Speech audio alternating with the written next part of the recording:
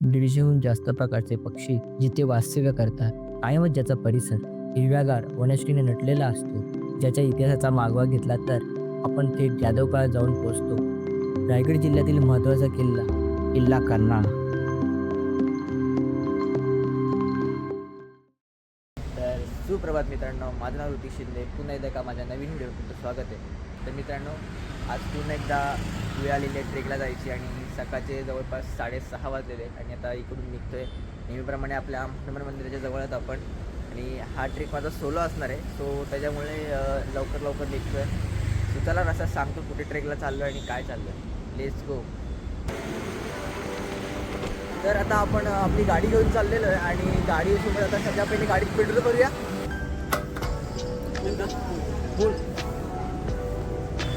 तर थोडी लाईट कमी आहे पण ॲडजस्ट करून घ्या. तर मित्रांनो, आता पेट्रोल भरून झालेलं आहे आपलं आणि आपण इकडनं निघतो आता डायरेक्ट थेट पनवेल साईडला. पनवेलला आपला कर्नाळाचा किल्ला आहे. त्या किल्ल्यावर चाललेलो आपण. सो मध्ये काय होते काय सगळं सांगू आपण. सो लेट्स गो, जाऊया. जरा थंडीचे दिवस आहेत, थोडी गुलाबी थंडी आहे. दुसरा सगळं सेट आहे, आपली गाडी आहे आणि आता आपण चला प्रवासाला सुरुवात करूया. Let's go. गणपती बाप्पा मोरया. तर नमस्कार मित्रांनो, माझं ऋतिक शिंदे. माझ्या नवीन व्हिडिओचं स्वागत आहे. आज आपला हा प्रयत्न एकदम वेगळा असणार आहे, तर तो आपण सुरुवात करतोय. तर आपण चाललो आहे कर्नाळा फोर्टला आणि जो आहे लोकेटेड पनवेल साईडमध्ये आणि तिकडेच चाललेलो आहे. तर जवळपास जाईपर्यंत एक तासभर लागतोय आपल्याला. सो 1 तासाभरात आपण जाऊच आणि तुम्हाला पूर्ण जर्नी दाखवूच. सुरुवात करतो आपण.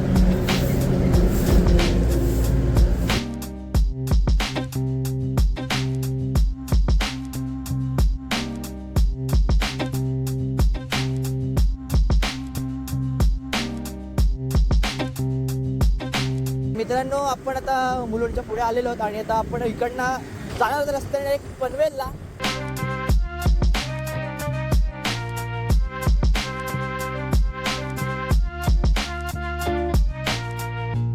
तर मित्रांनो, समोर कवळा सनराईज होतोय. सो तुम्हाला दाखवायचा म्हणून कॅमेरा चालू केलाय. या सगळ्यासाठीच तर केला होता मी 8 तास. समोर सनराईज होतोय आणि सर असा राईज होतोय की माझा मन राईज होतंय. गाडी आज चालवावी, मजा घ्यावी. आणखी काय हवंय, खड्डे किती तर आपण असे पुढे चालतच राहूया. सो तुम्ही आता मजा घ्या. रस्त्याचा टाइम लॅप्स आहे.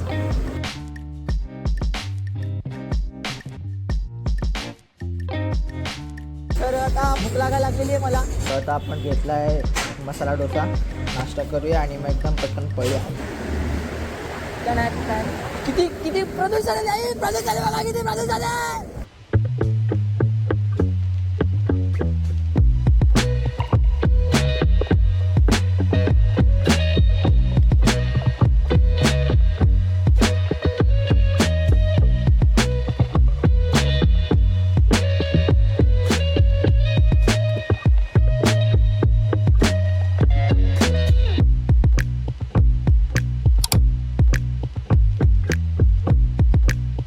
जेव्हा कर्नाळा अभयारण्यात येतात तर इकडे तिकीट काढण्यासाठी आहे आणि इकडे या काकी बॅग चेक करतात, ज्यामध्ये प्लास्टिक वगैरे नसेल, स्पीकर वगैरे नसेल, अशा गोष्टी. पण चला पुढे जाऊया. आपण एंट्री करूया. सो असा काही एंट्री पॉईंट येतो.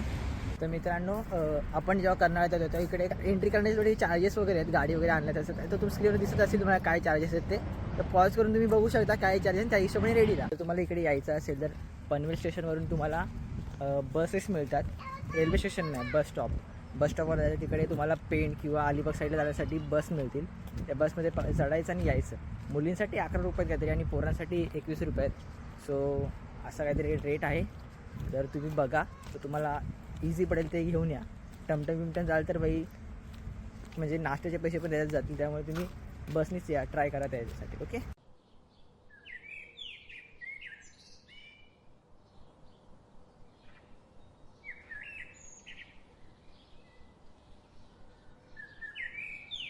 तर मित्रांनो, थोडंसं पुढे इकडे येतात तुम्ही, तेव्हा कॅन्टीन दिसते. घरनं काय खाऊन नसेल आला, लेट झाला असेल तर तुम्ही इकडे खाऊ शकता. तर आता मी कॅन्टीनला आलेलो आहे. अशी घाई काही जेवलं त्यामुळे काय पोट भरलं नाही. तर आता आलो आहे, जरा मिसळपाव खातो, प्रवास करतो. तर मित्रांनो, तर मी नाश्ता करून झालेला आहे माझा. मिसळपाव खाल्ला, ठीक होता, म्हणजे चांगलं होतं, सुंदर. पण चहामध्ये त्यांनी आळं टाकलं ना तर क्वालिटी वाढेल असे माझं म्हणणं आहे.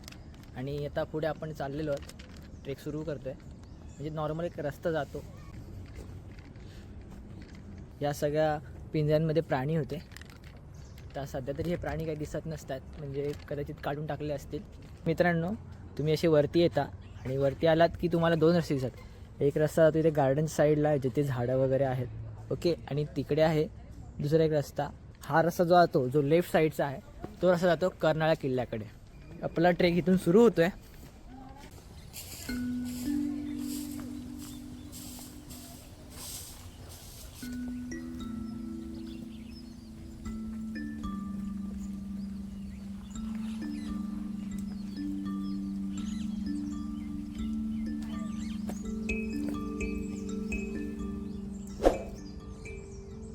हे सगळे आहेत ना, हे रूट्स आहेत ट्रीजचे. हे बघ, हे सगळे रूट आहेत. सी, जवळपास अर्धा तास झालेला आहे तो ट्रेक सुरू केल्यापासून.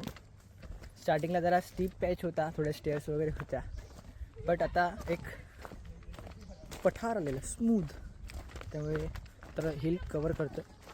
आणि दुसरी गोष्ट अशी की वातावरण एकदम आल्हाददायक आहे, समजते ना, एकदम चांगलं. सो त्या वातावरणामुळे ना थोडा इतका हे नाही वाटतं, स्ट्रेस नाही येते की कसं होणार, काय होणार, इतकं कसं ट्रेक नाही होते, सुंदर होत आहे.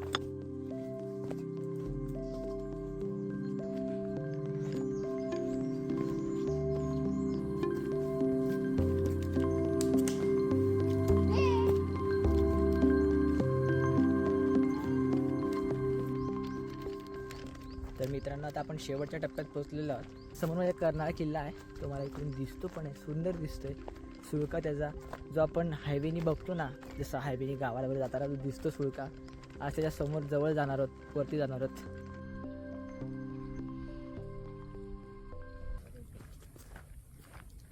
आता आपण गडाच्या शेवटच्या टप्प्यावर येऊन पोहोचलेलो आहोत. इकडून तुम्हाला गड दिसू शकतो, तो सुळका, तो जो वॉच टॉवर येतो. सो आता आपण थोड्याच वेळात गडाच्या प्रवेशद्वारावरती पोहोचू. हाच तो रस्ता आहे जो थेट गडावर घेऊन जातो. तर चला जाऊया. तर तुम्ही गडावर जेव्हा येता तेव्हा एक देवीचं मंदिर आहे, कर्णाई माता मंदिर म्हणून आहे. हो, हे असं काय आहे मंदिर.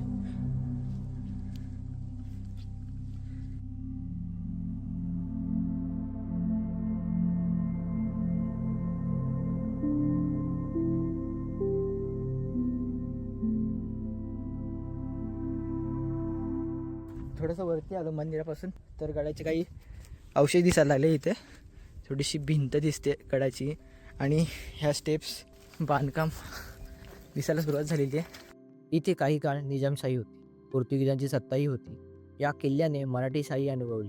किल्ल्याच्या बांधणीवरून तो यादव काळात बांधला असावा असे म्हटले जाते. मुघलही काही काळ होते, मग पेशवे आले आणि शेवटी इंग्रजांनी हा किल्ला ताब्यात घेतला. तर आपण इथून असं येत येत येत येत ते पोचलेलो आहोत आणि गडाचा वरती प्रवेशद्वार आहे. प्रवेशद्वारात आपण जाऊया.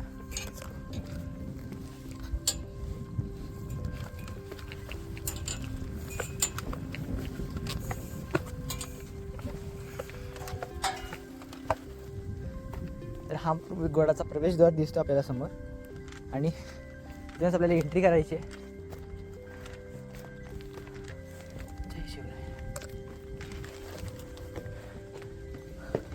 हा सगळं प्रवेशद्वार आहे. ॲक्च्युली हे जाता लावलेत दरवाजे, पण सेम टू सेम असंच असेल.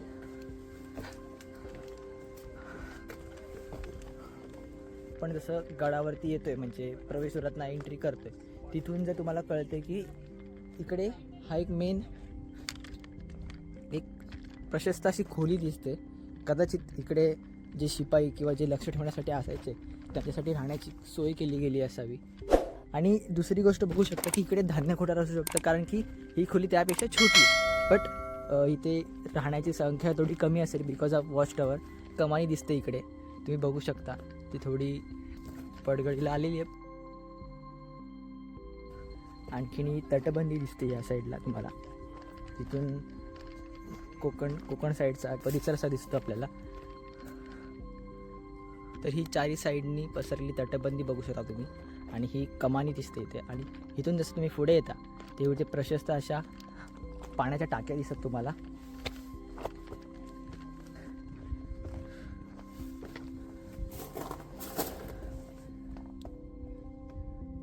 अशी असंख्य टाक्या पाण्याची इथे आहेत.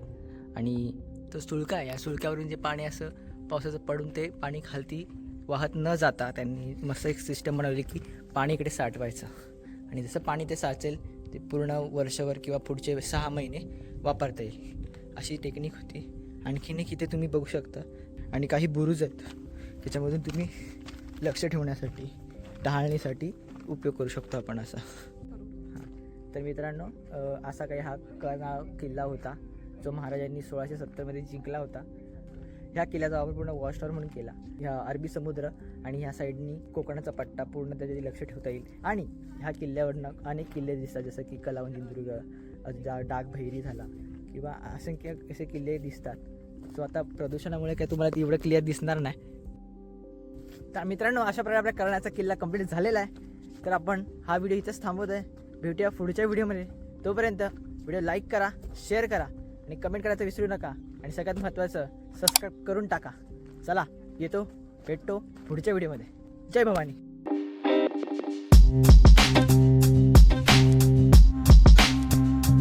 त्याचा साप दिसू शकतो तुम्हाला, ते दिसत असेल तर. हा बघा, हाच तो साप आहे.